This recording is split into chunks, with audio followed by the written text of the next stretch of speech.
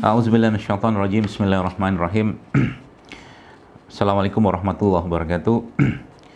Alhamdulillah, begitu banyak nikmat yang Allah berikan kepada kita semua hari ini.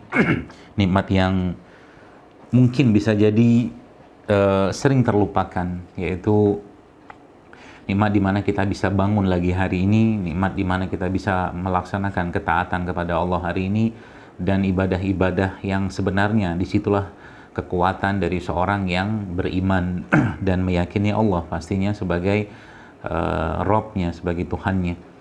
Dan sering saya sampaikan juga bahwa kebahagiaan dan kedamaian, ketenangan kehidupan seorang mukmin itu hanyalah pada ketaatan dia pada Allah. Maka kalau seandainya ada hal-hal yang berhubungan atau mungkin di luar itu semua yang menyebabkan dia hidupnya tidak tenang, hidupnya masih berpikir tentang dunia segala macam, maka berarti ada yang perlu diluruskan dalam hidupnya. Dan pastinya ini semua atau apa yang kita dapatkan ini sudah dijelaskan dalam Islam, sudah di sangat-sangat mungkin kalau boleh saya katakan detail dijelaskan dalam Islam.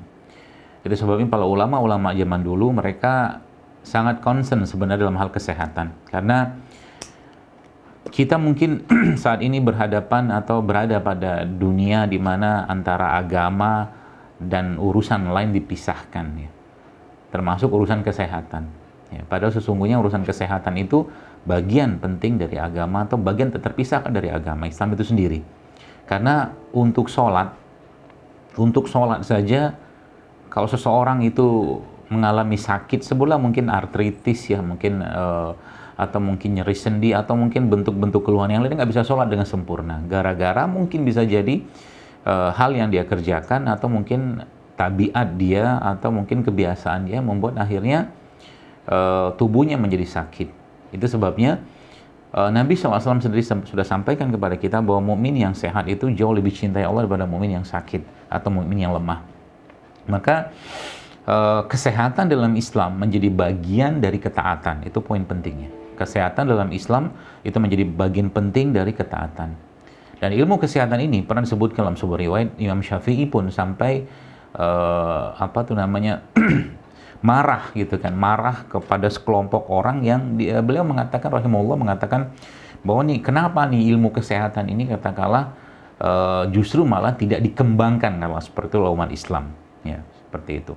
Maka mudah-mudahan hari ini ya, di luar daripada itu semua ya, kita berdoa minta pada Allah meluruskan niat agar apa yang saya sampaikan ini juga bisa bermanfaat, ya, karena Rasulullah SAW tidak pernah meminta tambahan apapun kecuali tambahan ilmu, ya.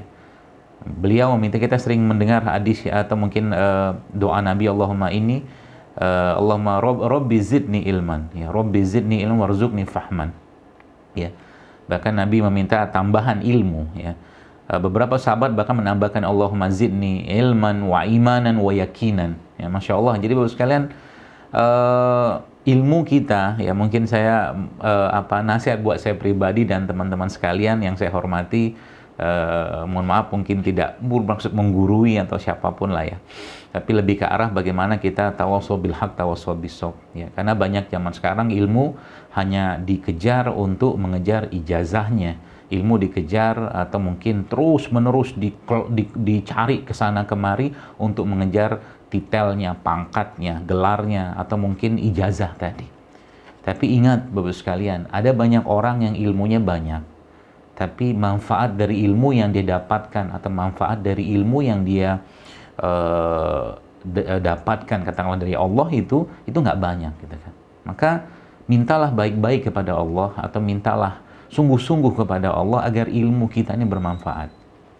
Ya, itu pesan pentingnya mungkin buat saya pribadi, teman-teman, agar jangan sampai kejar ilmu, kejar sekolah, kejar apa hanya sekedar untuk mengejar, wah nanti kalau sudah dapat gelar ini bisa kerja di sini dengan gaji sekian. Wah, ya'udzubillah, saya katakan terlalu rendah kalau ilmu diperlakukan seperti itu, ya.